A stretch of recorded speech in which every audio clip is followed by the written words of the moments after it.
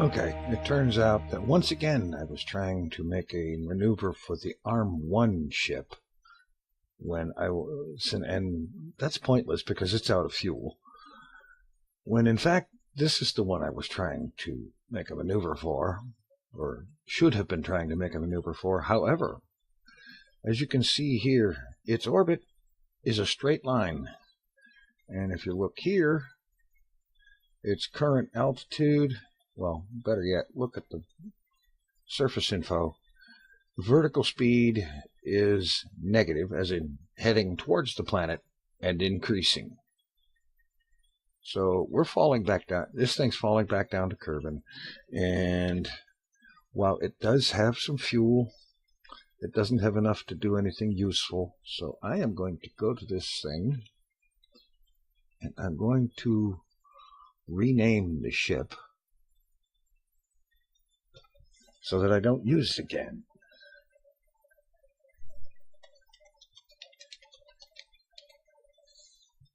Let it crash, and we're just going to call it debris now.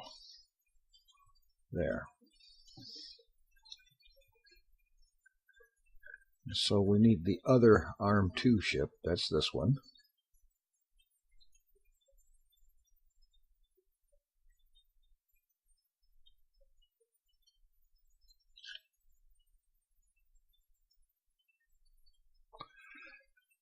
Okay. Jumping to ship and restoring target.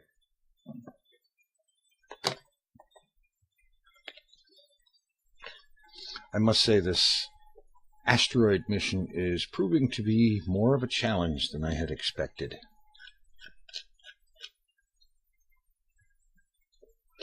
So we have this one on the way here, and I'm getting the idea that we don't necessarily have time to launch another ship to try to rendezvous with this asteroid. So we're going to go with this one, this maneuver, this ship. This one is at least on course to a close approach.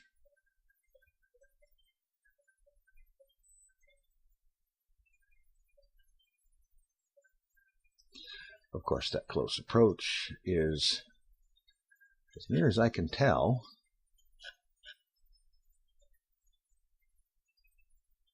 just before Kerbin encounter.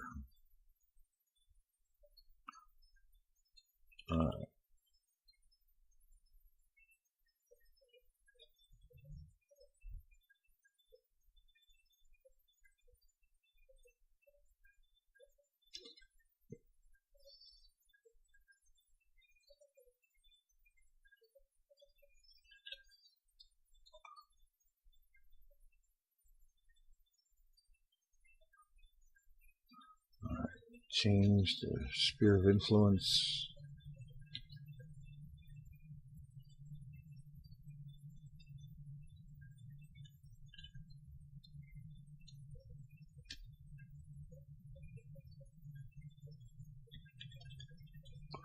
All right.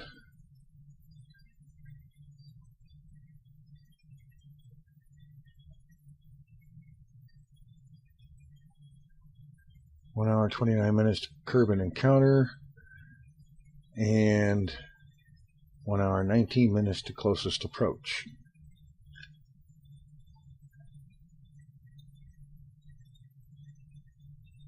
No, I don't want Minmus as a target.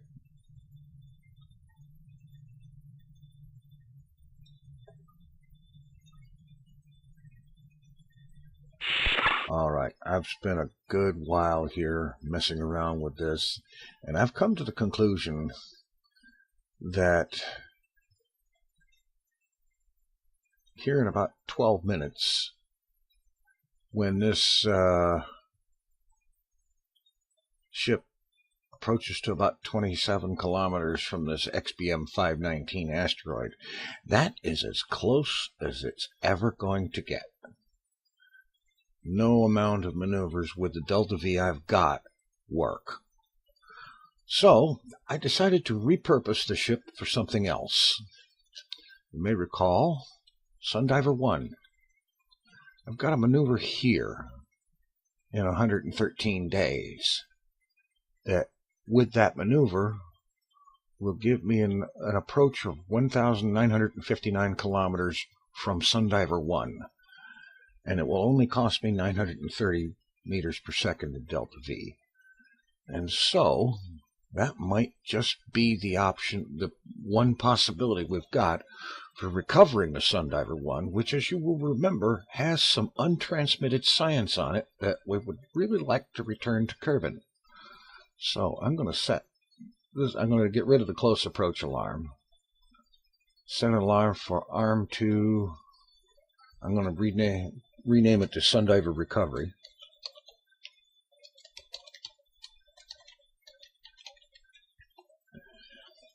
And we have no idea how long the burn is because of switching things, so I'll give it a 10-minute warning. And now I'm going to rename this ship to Sundiver Recovery.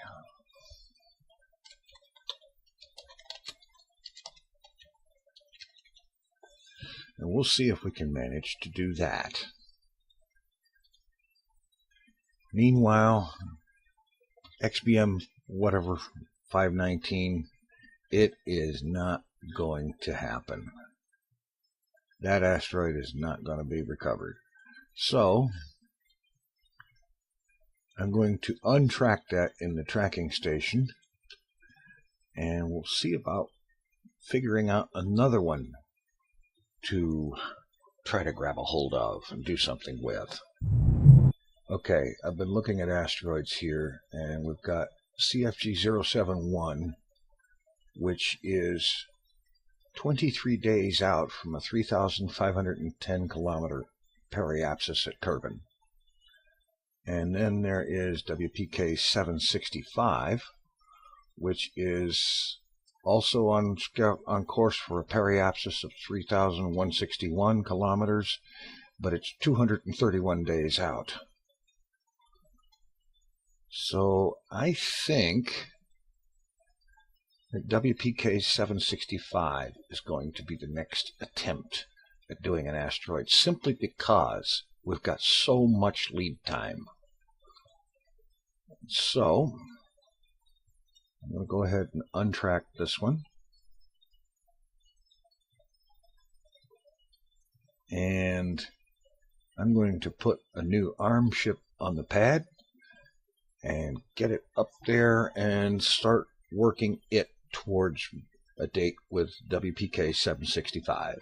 Okay, we are on the pad. We have a cloudy evening on Kerbin. And now let's hop out here.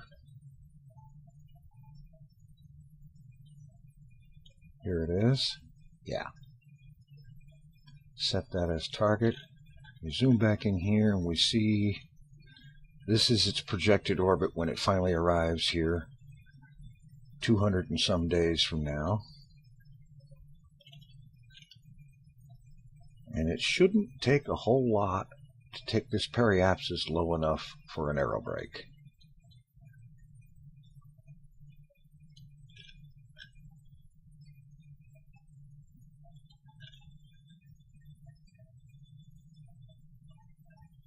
Okay, I'm going to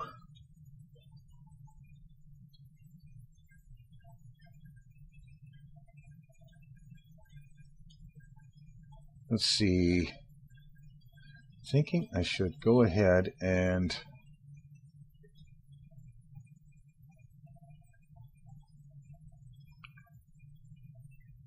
time warp until the Space Center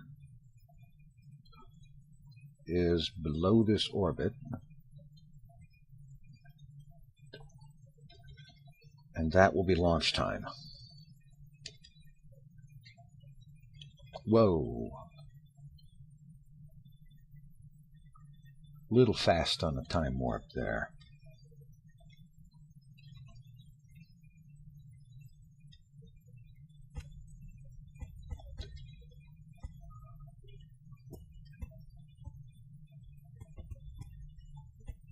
Okay, what was that noise? Okay. Let's time warp the thing into position and then put a new ship on the pad.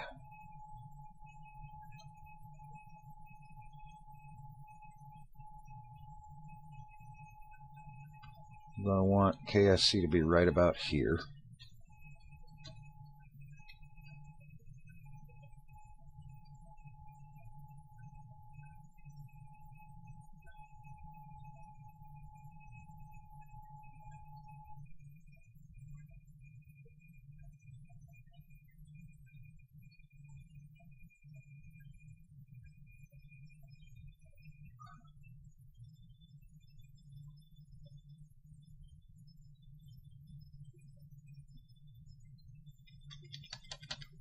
Okay, that looks good.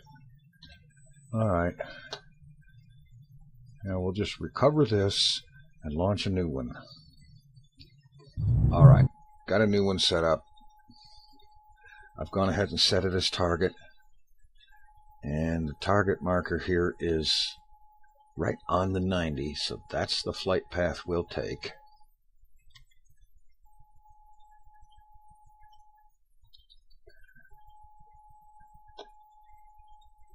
Alright, so here we go, an arm 2, and it's headed for a target asteroid. Where is it?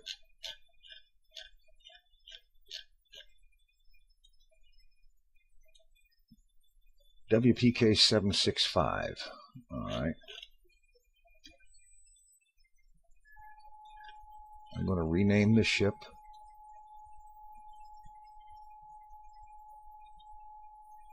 For the asteroid it's going after. Arm 2-WPK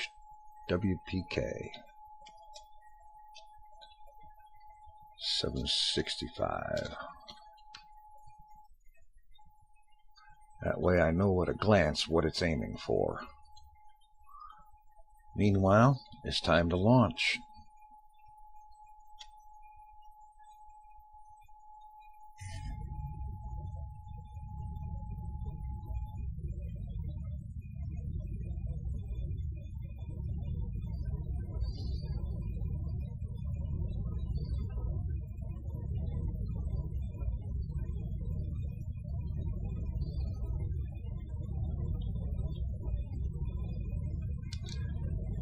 And I'll see you in orbit. All right. A funny thing happened on the way to orbit, or actually, as I reached orbit. Got this thing into an orbit here where we're basically 180 by 178 orbit. And then I had some real life things to do, so I needed to shut down and come back to it. And upon trying to reload Kerbal Space Program, I then spent the next couple of days getting things to work. I'm still not sure what the problem was, but every time I loaded KSP, once it got to the Space Center scene, clicking on any building caused the program to crash and the computer to shut down. I have no clue what the problem was, but it seems to be working now. And so we have this ship, which is the one that is destined to go to WPK 765. And I think what I'm going to do here is I'm just going to put a maneuver node about there. And then I'm going to add in enough delta V to get this thing into a Kerbal escape trajectory, and then deal with rendezvous with the asteroid later. So let's just do that.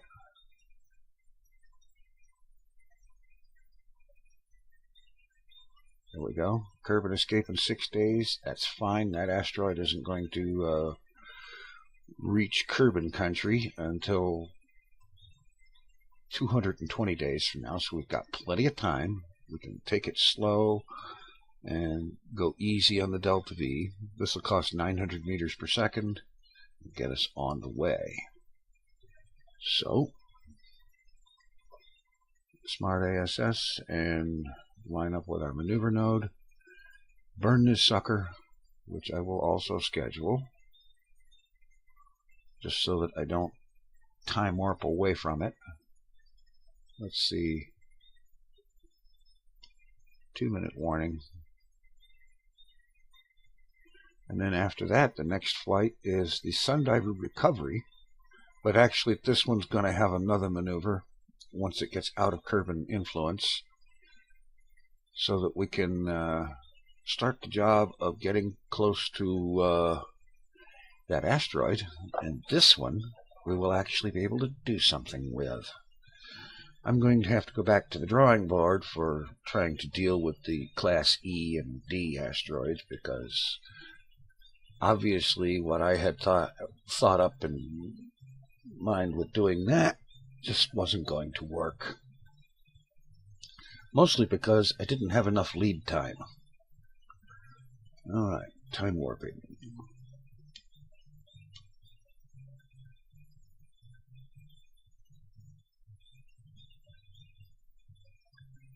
And I'm going to mention this because I can hear it, so if I can hear it, then possibly the microphone will hear it. My neighbors are playing music. Not exactly something I'm thrilled about, especially at 8 o'clock in the morning. In any event, with just under 2 minutes out, let's do a quick test burn. Get a burn estimate. And we'll just go ahead and burn it. How about that?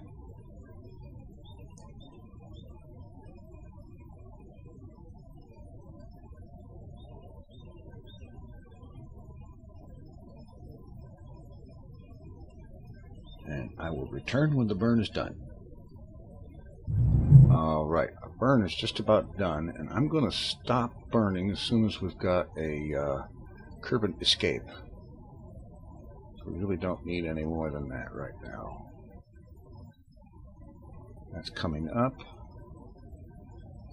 Good, right there. Alright. Kill the maneuver. And now we've got Kerbal escape in 10 days.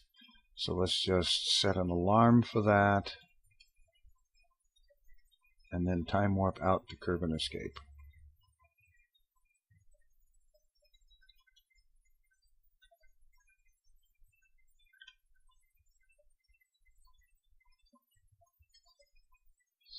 We have our nice cloud-covered Kerbal.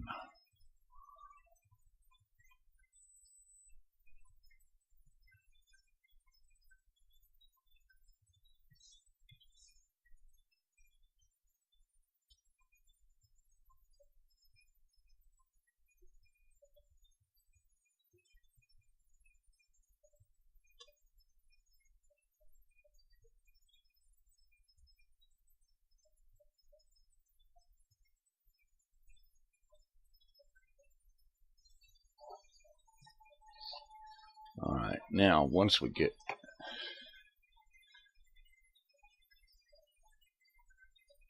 the alarm, okay, now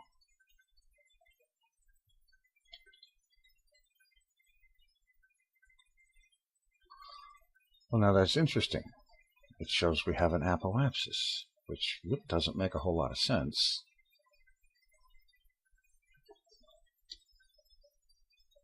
Let's time warp a bit farther. Okay, yeah, I thought it might do something like that. In other words, we just barely have an escape. Alright. Cut the time warp. Alright. Descending node is coming up, so let's just pop the node, our maneuver right there at the descending node, which puts it in 7 days and 3 hours. Now let's see what we can do with our closest approach vector here. I'm thinking, let's see, -1.0, so we need a little bit of positive radial.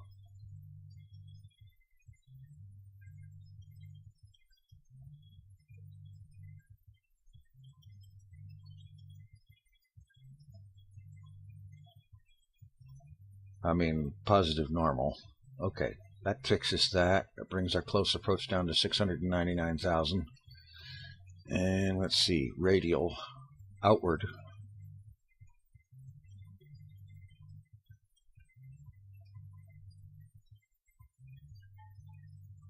Oh, that brought it up. Okay. Try a little bit of inward. That's helping. We're going to need some prograde because we want to get to the asteroid long before it gets over to the Kerbin.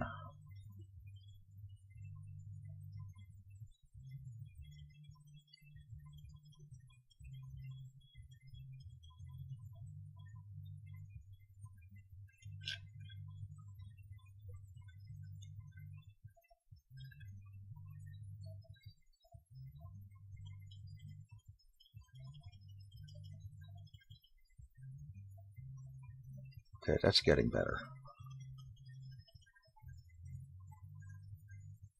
That's not. 67,000. 90,000. Okay.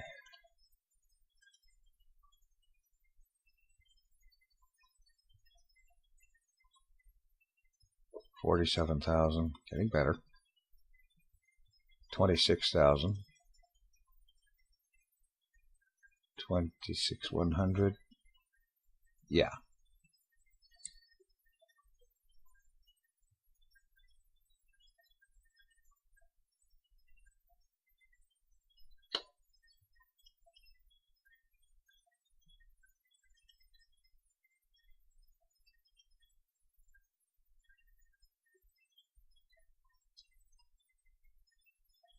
All right, looks like the best we're going to do right here is 17,000 kilometers, but that is still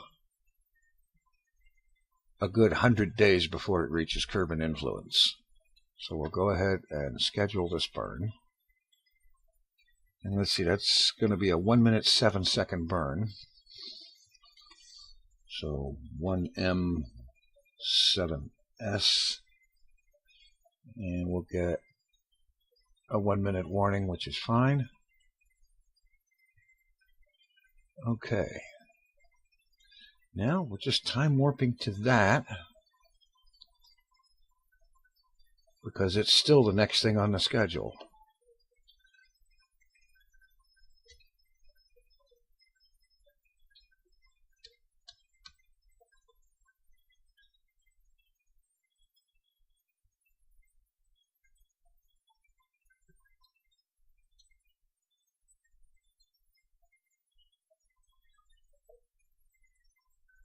Uh-oh. Oh, yes, of course. Because the burn is here, not over there. All right.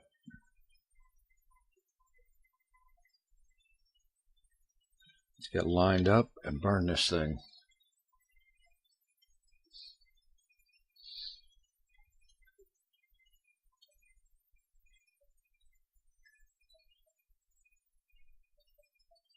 And we'll be in position just about in time to start the burn.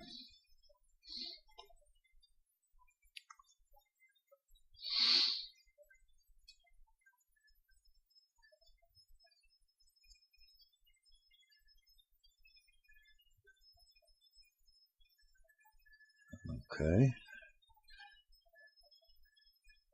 Turn that off, SAS on. And we burn.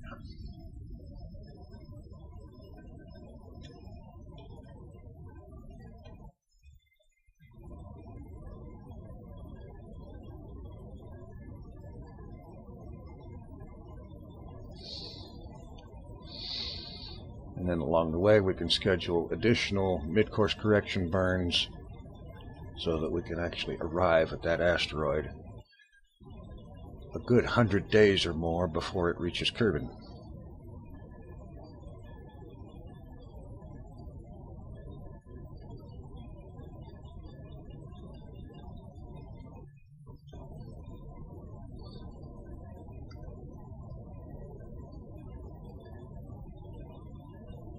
And we've got plenty of Delta V available here.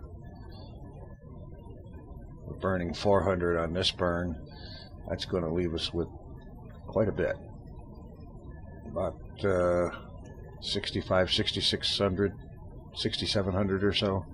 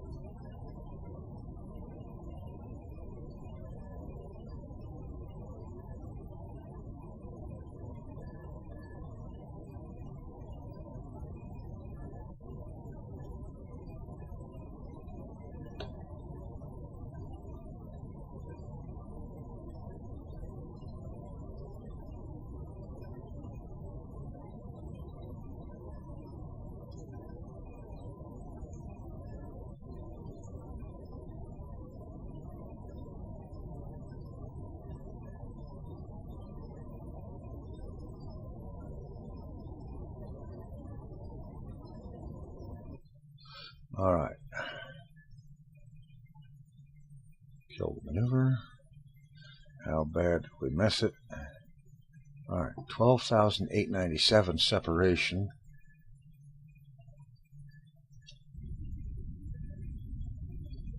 A little bit more thrust. The number is going down, so let's bring it down as low as we can.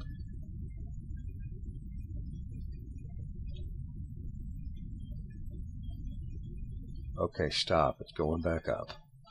All right. So let's plot another maneuver, say about there, in 37 days. Let's see if we can get this a little closer.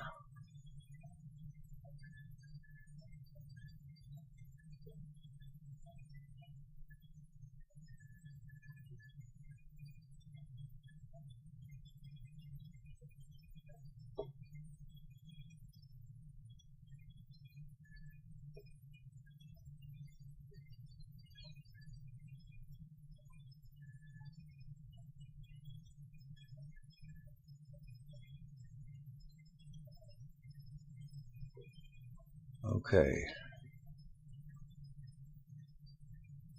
Doesn't seem to be working out very easily. So I'm going to fuss with this maneuver a little bit and see how good I can do.